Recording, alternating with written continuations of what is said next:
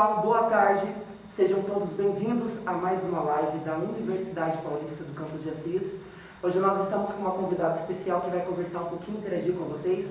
Mas antes de eu passar a palavra para a nossa convidada, eu quero te fazer uma pergunta.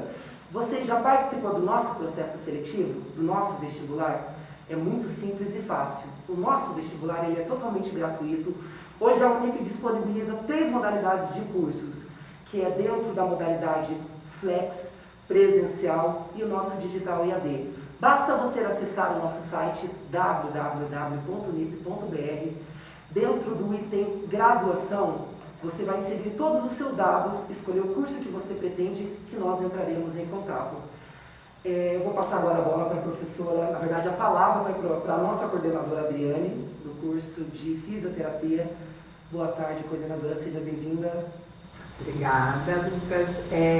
Eu gostaria de agradecer, no primeiro momento, a oportunidade que a direção da Unip Assis está nos dando, no sentido de estar divulgando um pouquinho mais da atuação, das possibilidades que a fisioterapia, ela prevê, possibilita a todos que, de alguma forma, se interessarem por estar cursando essa universidade, em específico o curso de fisioterapia.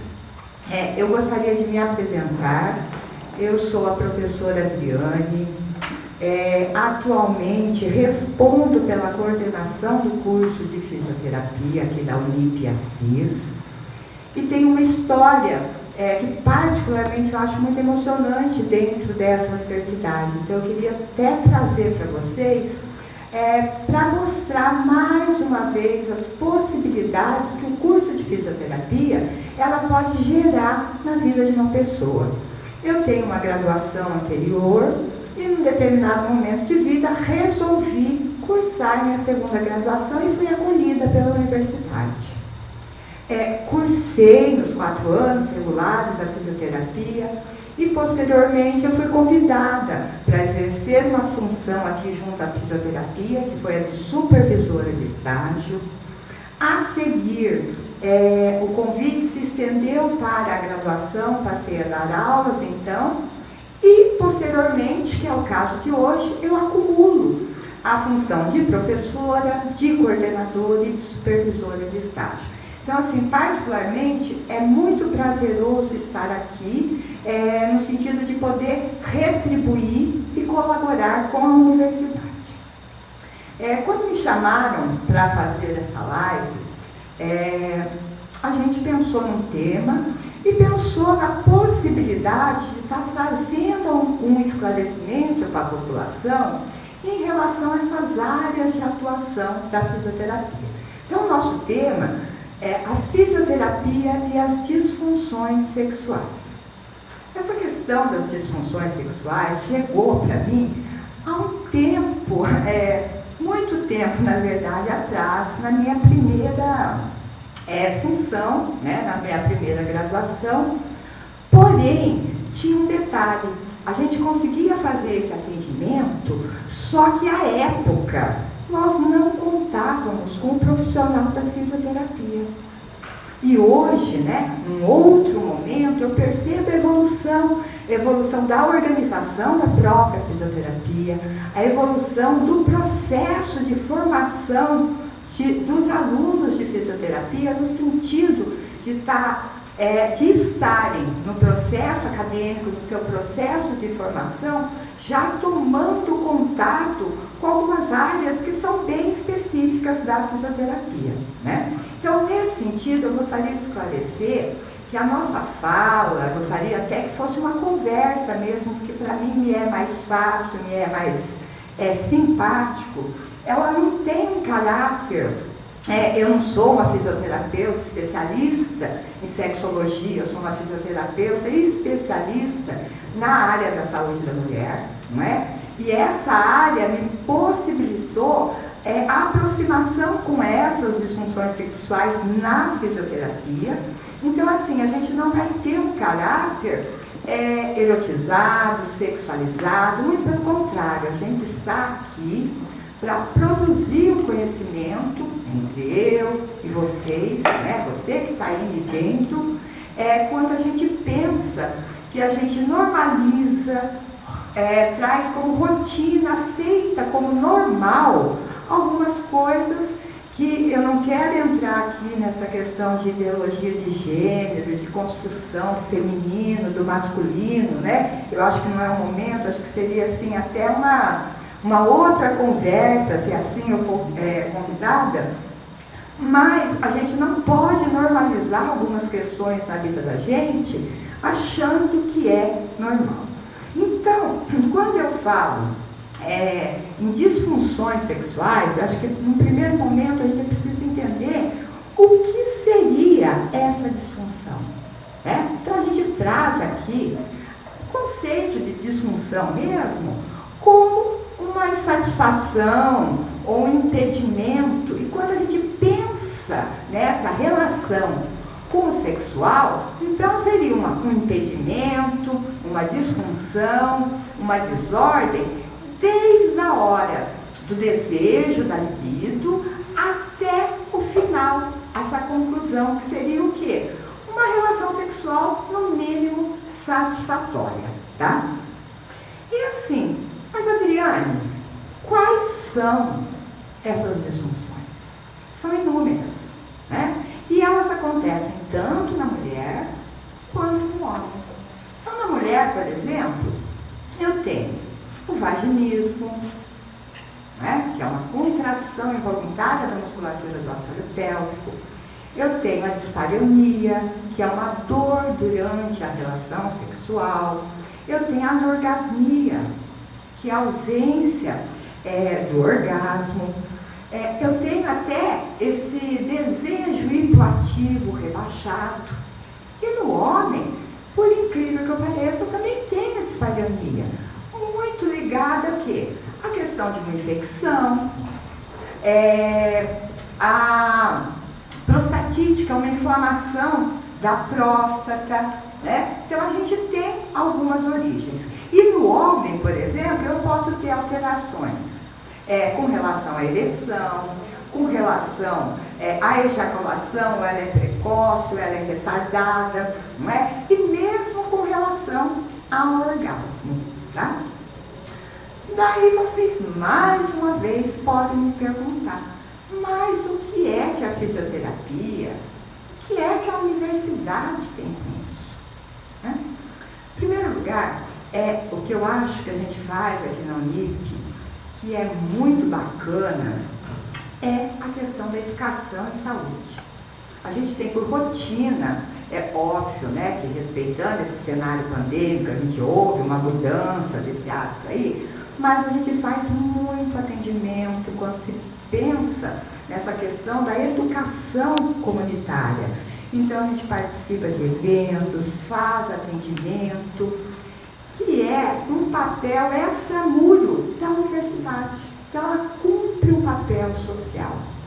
Eu, por minha vez, enquanto educadora, né, não pensando só nesse processo de educação formal, de ter os alunos na sala de aula, enquanto profissional de saúde, eu tenho que, de alguma forma, produzir conhecimento, orientar, não é? As pessoas e fazer com que essas questões ganhem uma amplitude, porque muitas vezes, como eu disse no começo, ou se normaliza, né, algumas questões, ou se desconhece. E hoje, quando a gente pensa na formação, tanto a formal no banco, né, quanto essa que a gente está tendo aqui, essa conversa, a gente tem que pensar em qualidade de vida, que eu não posso só correr atrás da doença. Eu preciso de ações de promoção, ações de prevenção, né?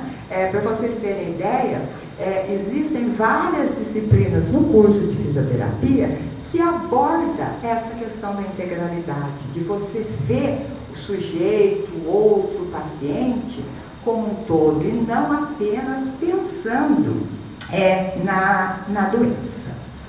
Quando eu penso, então, na fisioterapia em relação a essas disfunções sexuais, então eu eu tenho uma fisioterapeuta especialista em sexologia, ou eu tenho uma fisioterapeuta especialista em uroginecologia, ou eu tenho uma fisioterapeuta especialista na saúde da mulher, tá?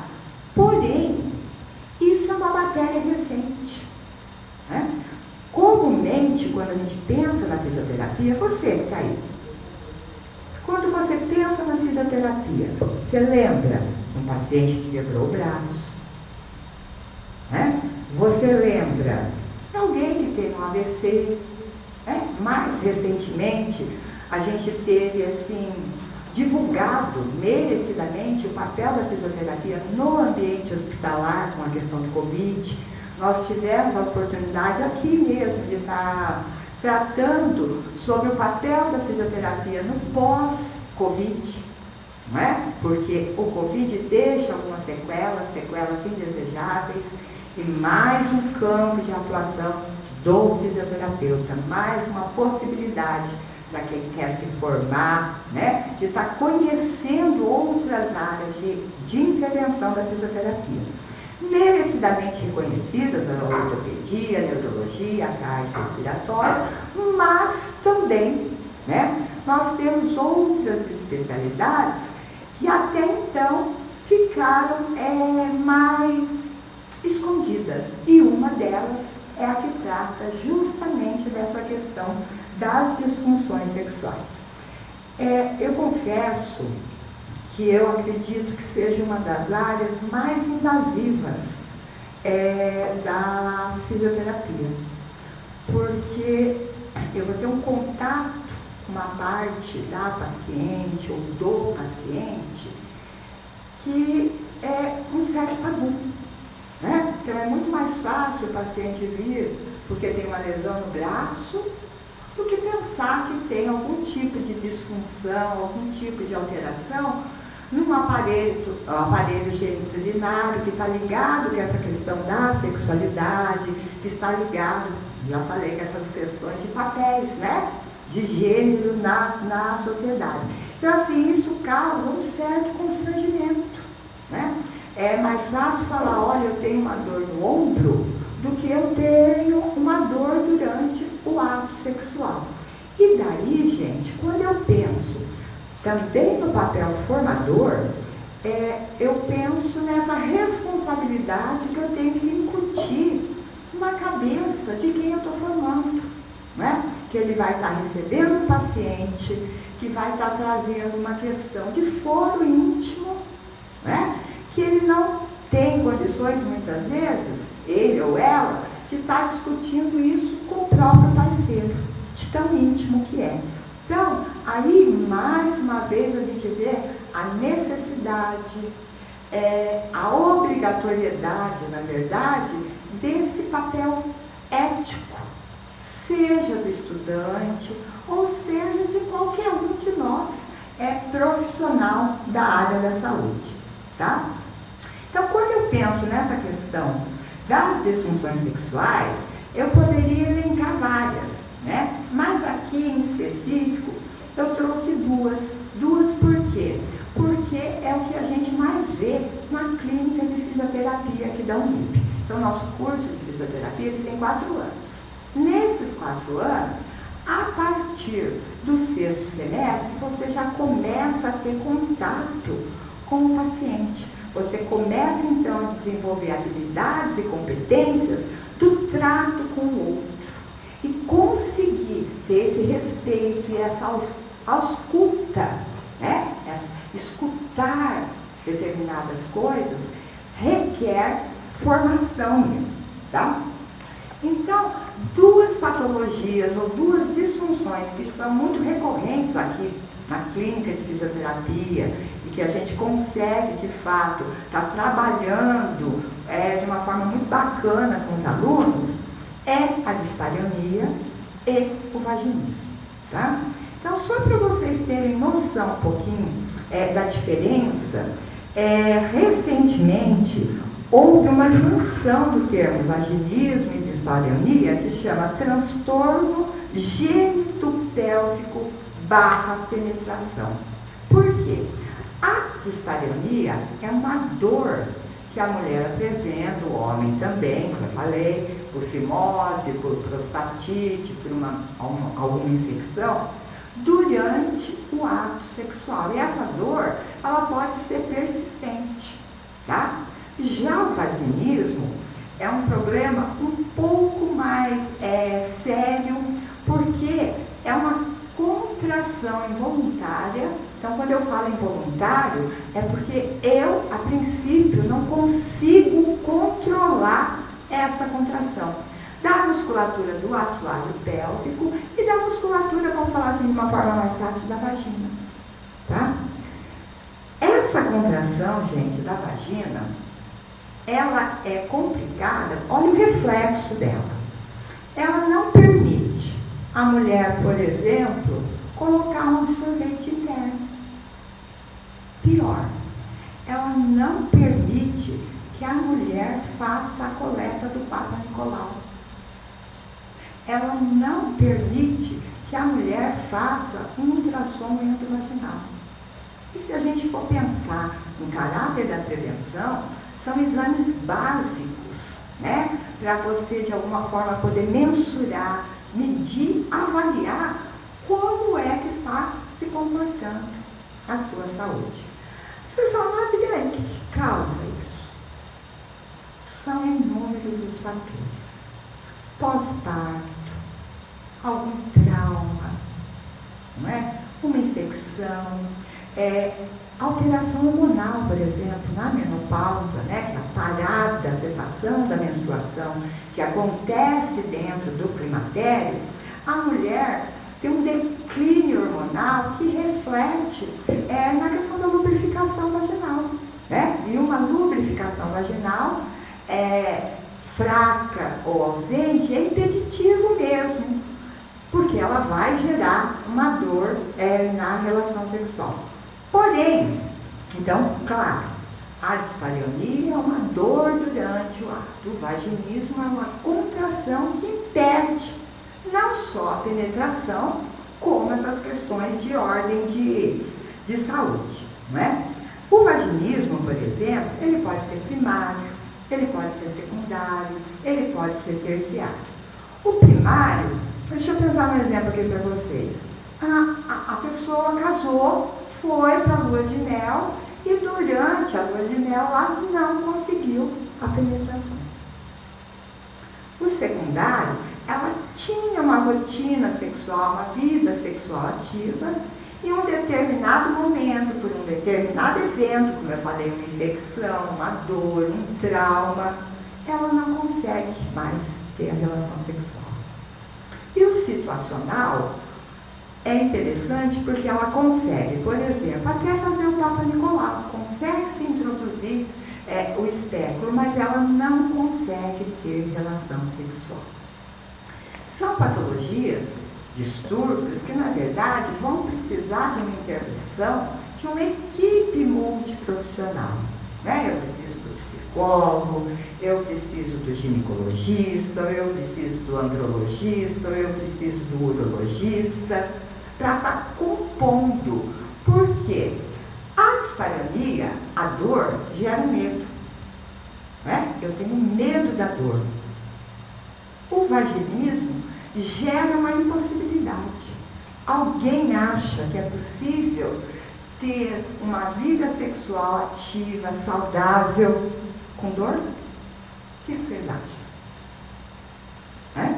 O vaginismo, por sua vez, ele causa um impacto na vida do indivíduo, na vida do casal, né? Então, qual que é o objetivo da fisioterapia? Em primeiro lugar, é o alívio da dor. O que eu quero produzir? Eu quero produzir qualidade de vida. Todo profissional de saúde quer produzir qualidade de vida, quer que aquele paciente ele seja mais funcional possível, né? E como a gente faz isso? A fisioterapia consegue mesmo fazer isso? Consegue, gente.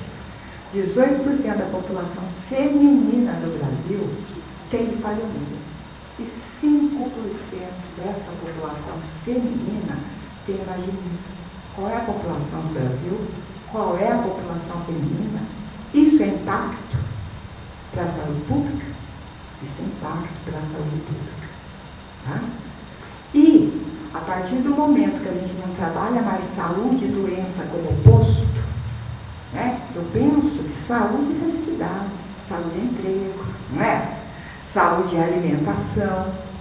Então eu preciso produzir enquanto profissional de saúde, ou pelo menos contribuir para essa qualidade de vida da população. Então, quando eu penso no atendimento desse paciente aqui na clínica de fisioterapia da Unip de Assis, a gente tem alguns passos para seguir, porque é uma clínica escola. A gente tem um papel formador. O valor desses pacientes, eticamente, tudo bem, mas é um valor pedagógico. Eu preciso formar alunos aptos para saírem daqui profissionais capazes de estarem no seu consultório atendendo, sabendo o que fazer. Então, quando essa paciente chega para a gente, ou esse paciente chega para a gente, a primeira coisa que se faz é uma boa avaliação. A gente tem uma máxima, né? Que avaliar é tudo. E essa avaliação vai te trazer dados que precisam ser fundamentados em teoria, porque sem teoria a gente não consegue ter uma boa intervenção. Então, essa avaliação, ela passa por uma coleta da história daquela paciente, quantos filhos teve, se foi parto vaginal, se foi parto cesáreo, quando começou essa situação, e a partir daí a gente parte para o exame físico, né? Eu preciso ver como se dá, como está, quais são as condições dessa musculatura do assoalho pélvico, não é? Qual é o trofismo desse órgão. Então a gente avalia. É óbvio, né? Você fala assim, Adriane, mas a pessoa não consegue ter relação sexual, ela tem dor. Como que é esse exame físico? É muito criterioso, gente. A gente precisa de um trabalho, de um avanço, né? Nessa relação com o paciente, criar um ambiente terapêutico para a gente conseguir algumas manobras mais invasivas. Então, de forma geral, o tratamento da fisioterapia vai da analgesia, tá? Então, eu preciso diminuir esse nível de dor dessa paciente. Eu preciso produzir uma série de exercícios que vai desde a massagem perineal, que é um ato do fisioterapeuta que segue musculatura, não é? Tem que ser produzido numa sala separada, respeitando a privacidade do paciente. Não é eu vou fazer uma massagem. É uma massagem terapêutica, uma massagem perineal, tá? Esses exercícios pélvicos, a gente também tem a possibilidade de usar alguns aparelhos de eletroterapia que produzem uma sensação de relaxamento nessa musculatura, nesse canal vaginal. E, num primeiro momento, a gente não precisa fazer isso de uma forma que a gente chama intracavitária, dentro da vagina, dentro do ânus. A gente pode estar trabalhando com eletrodos em áreas vizinhas para produzir esse efeito de relaxamento, tá? E eu gostaria de mostrar então para vocês, se vocês espero que tenham curiosidade, né? Algum desses aparelhos que a gente utiliza como recurso para produzir então uma melhora desse quadro inicial. Esse aparelhinho aqui, ele chama biofeedback, tá? Ele é acoplado, é isso? Nesse outro aqui, eu consigo então introduzido com condo, né? Com uma camisinha na vagina da paciente, por exemplo, eu tenho anal também, vai depender do aparelho, e consigo insuflar ao ponto de que essa bexiquinha aqui, ela consiga ficar na parede vaginal. E ali eu vou orientar contração, relaxamento, contração, relaxamento. E eu tenho aqui esse dispositivo, né, que fica junto, que tem um dial luminoso, que conforme a paciente vai fazendo essa contração, eu consigo perceber o quanto ela contrai. Vou fazer isso de início? Não, porque eu já falei que essa paciente tem uma dificuldade. Mas é um recurso de tratamento que a gente tem na área de urogine. Assim como também nós temos cânulas vaginais, cânulas anais, que são acoplados nesse também aparelho e que promovem de alguma forma uma sensação. Vai falar, Adriane, mas vai dar choquinho dentro da vagina? Não, a gente não dá choquinho porque a sensação dele é de um formigamento, é como se eu estivesse acordando, mandando estímulo para aquela área. Fora isso, a gente também utiliza os dilatadores vaginais, que esses dilatadores são então introduzidos, né? A paciente pode ter de forma individual, a gente pode usar com o preservativo, com o condom, né? No sentido de estar, vou falar assim, alargando esse canal vaginal. Então, quando a gente pensa no tratamento, eu vou pensar nessa história colhendo essa história, fazendo exame físico e posso estar utilizando esses recursos. É óbvio que a gente tem uma sequência prática, de acordo com o paciente, de acordo com o projeto terapêutico que foi assumido junto com esse paciente, né? Eu preciso da propriocepção. O que é isso? A paciente precisa saber de que músculos, quais são esses músculos que eu vou estar falando, que eu vou estar pedindo para ser ativado. E uma coisa interessante é que no vaginismo, como a paciente tem essa contração involuntária, a noção que eu tenho que dar para ela é a de relaxamento, né? E a partir do momento que eu uso aquela musculatura, eu estou ganhando vida naquele músculo. Eu estou fazendo com que haja mais circulação sanguínea, eu estou fazendo com que tenha mais oxigenação, não é? Então, de uma forma até simples, alguns exercícios, mas que precisam de supervisão, eles refletem de forma muito positiva com relação ao paciente. E daí vocês me perguntam mais uma vez, Adriane, como chegam esse paciente na clínica aí de vocês? E é muito interessante. Eu tenho paciente, nós temos pacientes, por exemplo, no caso de disfunção erétil, que chegam após uma prostatectomia. Então, assim, uma das complicações, né, ou sintomatologias apresentadas após retirada da próstata, aqueles pacientes que muitas vezes tiveram câncer de próstata, é a impotência sexual e a incontinência urinária. Tá? E as mulheres?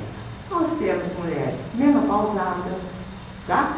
E muitas vezes elas aparecem por indicação médica mesmo, que já conhece, né, essa possibilidade da fisioterapia pélvica. Gente, o que eu queria falar para vocês é que nós estamos num momento singular, né, que é o momento da pandemia, e o bacana é que toda crise, ela gera oportunidades, porque você precisa ressignificar algumas coisas. A gente começa a valorar umas coisas e desvalorizar outras coisas. A questão da formação é um ponto de partida, de ressignificação de vida, de pensar o que fazer. E nós temos aqui nesse momento para vocês um curso, que é um curso de fisioterapia, com profissionais capazes, profissionais gabaritados, com formação específicas nas diversas áreas, capazes então de fornecer essa educação de qualidade. Venha conhecer o curso, né? venha conhecer a Unip, a instituição. Nós estamos aqui prontos para recebê-los. Eu queria agradecer, tá? E falar que foi muito bom para mim e espero que eu tenha conseguido, pelo menos um pouquinho, falar dessa área nova da fisioterapia, dessa nova possibilidade de serviço, de emprego, tá? Mas que necessariamente necessita de uma formação anterior. Vem, vamos. Obrigada. Gente, voltei. Na verdade, eu quero agradecer a coordenadora, porque a gente ouvindo, a gente acaba se envolvendo com o seu discurso, com a sua dinâmica. Para a gente foi uma aula para todos nós que estamos aqui. E nós agradecemos pela sua presença ilustre aqui em trazer um pouquinho do seu conhecimento, da área de atuação, em nome de toda a Universidade Paulista. Volte sempre. Sim, eu só quero reforçar também, referente ao nosso processo seletivo. Está muito fácil você realizar o nosso processo seletivo. Nosso vestibular que é totalmente gratuito. Basta você acessar o nosso site oficial no www.nip.br, ir até o item graduação. Você vai colocar os seus dados, inserir as suas informações pessoais, escolher o curso que você pretende estudar, escolher o campus também que você pretende estudar, que nós entraremos em contato com vocês. Agradecemos por tudo, pela presença de todos. Desejamos uma excelente tarde para todos vocês. Tchau, tchau, gente. Até mais.